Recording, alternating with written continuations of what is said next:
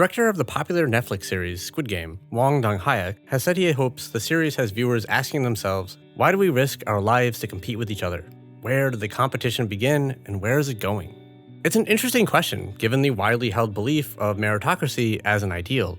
Meritocracy is the idea that outcomes should largely be determined by effort and skill. Sure, there may still be some luck involved, but if everyone has exactly the same opportunities, then we will get the most fair outcomes possible.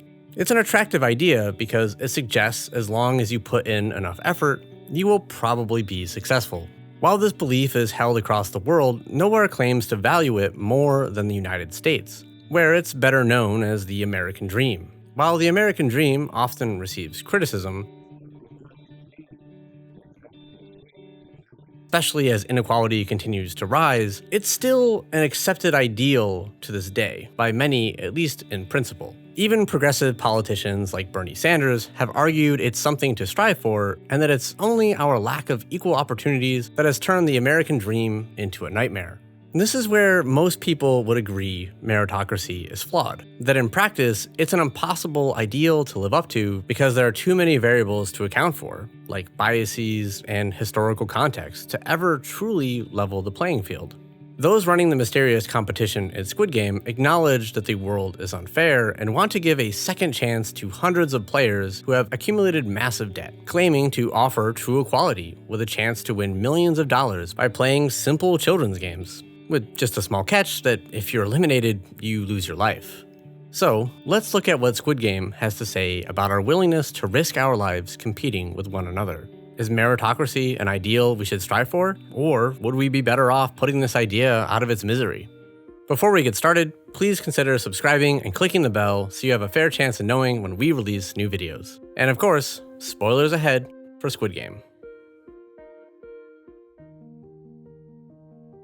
Squid Game follows Gi-hun, a man in his 40s who is at rock bottom after having been laid off, getting divorced, and is still struggling with a gambling addiction that has led to massive debt with loan sharks. Living with his mother, they both struggle to make ends meet. His mother needs to work on her feet each day for long hours and cannot afford to have her diabetes treated, even though she is told her feet will need to be amputated if nothing is done. Not sure what else to do, Gi-hun begs his ex-wife for money to help pay for the medical expenses. He is offered the money on one condition: that he stops coming to visit his daughter and just goes away, even arguing it will be easier for his daughter since they plan to move away to the United States within the year, and Gi-hun would be unable to afford visiting her anyhow.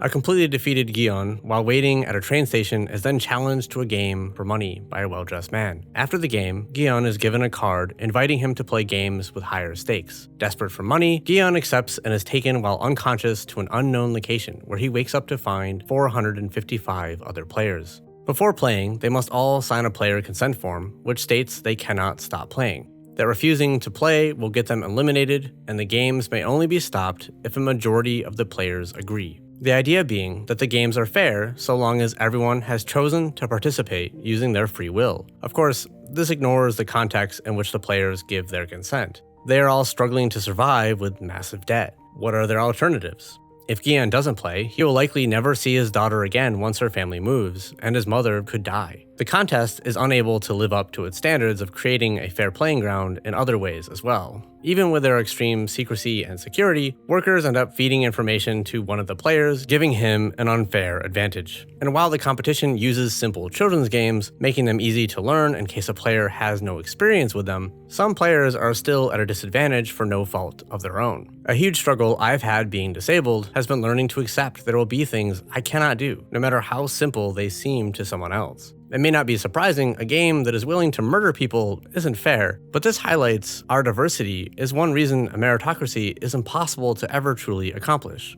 This also begs an important question: what is worthy of merit, and who gets to decide that? In Squid Game, we see women players are regularly put in worse positions than the men. While strength is a concern in games like Tug of War, they are often shunned just on the chance that strength might be important in an upcoming game, since players must choose their teams before knowing what the next game will be. Player 1 is left out due to his age and mental disability. And even player 199 is suggested to hide his injured hand because it may appear as a weakness, despite having proved he is one of the strongest people there. Squid Game shows us this is the result of being put into competition with others for our very lives. That in our desperation to survive, we will be forced to decide who is valuable or not. At one point, the players are even purposely instigated into attacking each other, resulting in 27 people being killed. As the bodies are counted, they get to watch that sweet, sweet cash prize money rain down from above.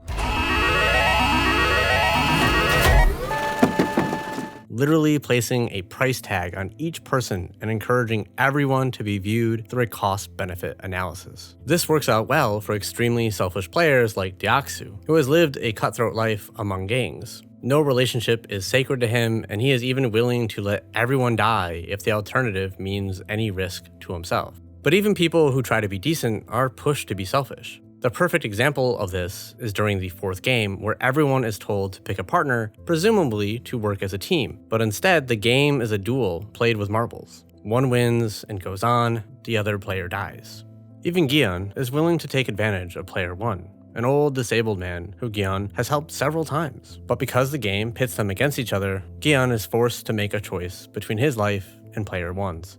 He decides his own life is more valuable and tries to justify it by telling himself the old man doesn't have long left to live anyhow. And while this is an extreme situation, Squid Game shows this dynamic is at play in everyday life as well. Sang-woo is referred to by Gi-hun as a prodigy of their town, a successful businessman that went to a top-notch business school. While Sang-woo will show kindness while it has no real impact on himself, he will gladly do whatever it takes to win, regularly lying to and cheating even his friends, putting them in danger. He's not really playing any differently than the more openly cutthroat Deok-su. Sang-woo just knows to be more discreet about it. But when put in a situation where he cannot keep a low profile, he will kill someone openly to progress, and seems to remain guilt-free, as he rationalizes every outcome. Sang-woo even gets so frustrated at the others not being able to see this logic that he yells at player 69, who is distraught at having just lost his wife. He had been paired with his wife for the marble game.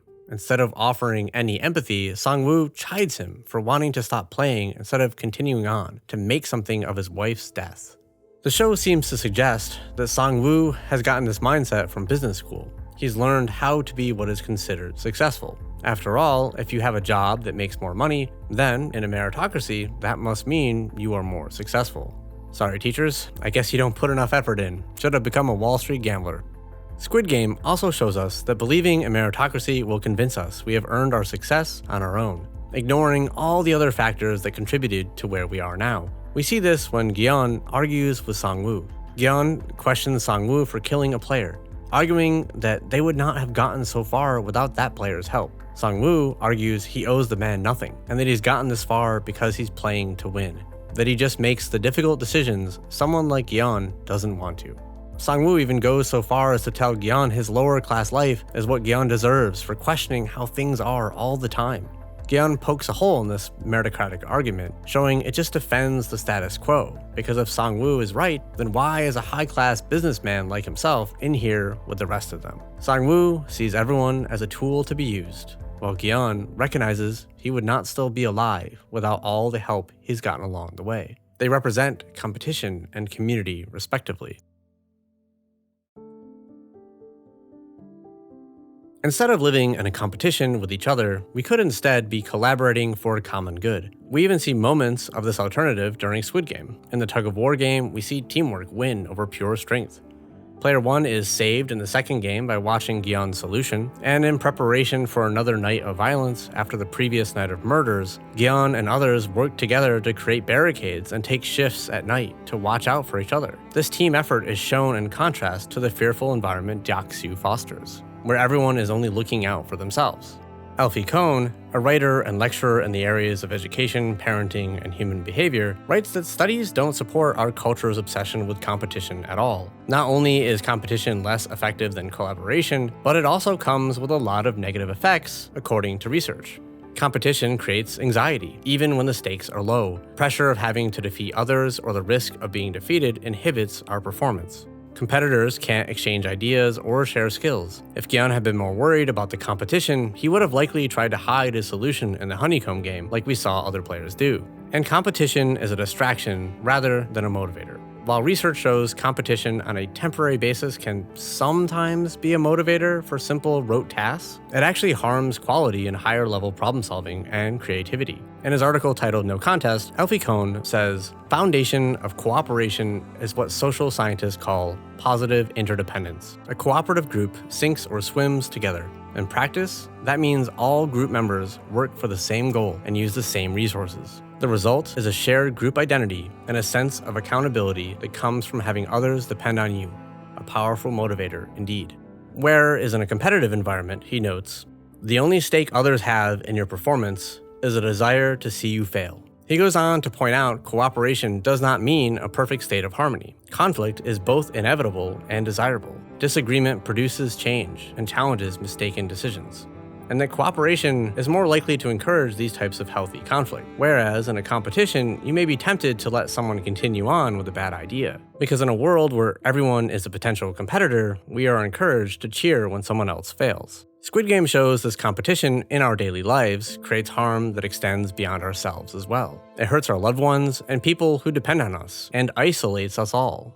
Player 67 fled from North Korea and has been trying to reunite her family, but without the means to do so, her brother has to stay in an orphanage. Gi-hun's mother dies alone while he is gone. Who knows how many days her body laid there since everyone was too busy competing to survive to even notice. 니네 엄마 어디 아픈지 전화도 안 받고 엊그제부터 장사도 안 나왔어. 내가 한번 가봐야 되는데. Perhaps it is fitting that the word meritocracy was originally created in a book that was meant as satire and to serve as a warning.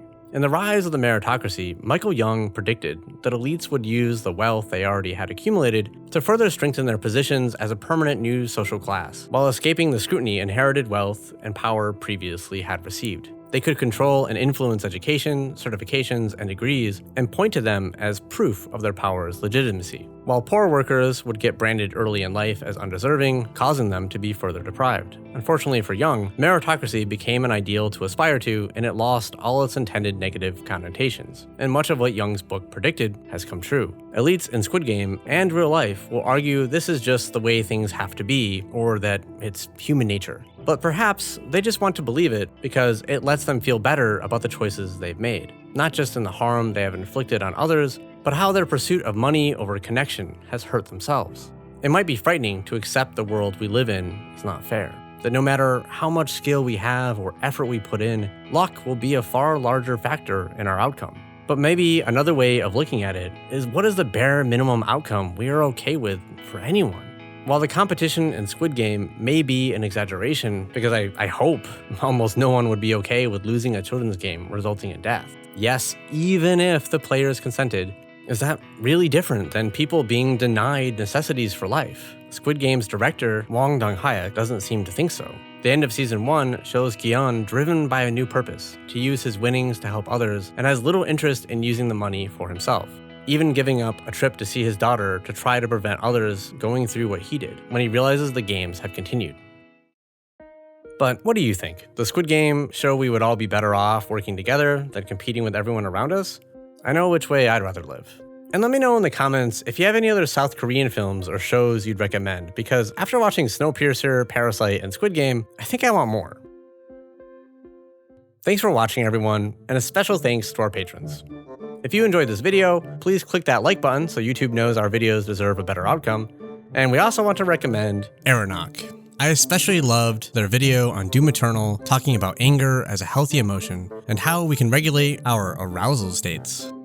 And if you really like this, you can support us on Patreon, so your name appears here as well as getting early access to our videos. Take care, everyone, and remember, you're not alone.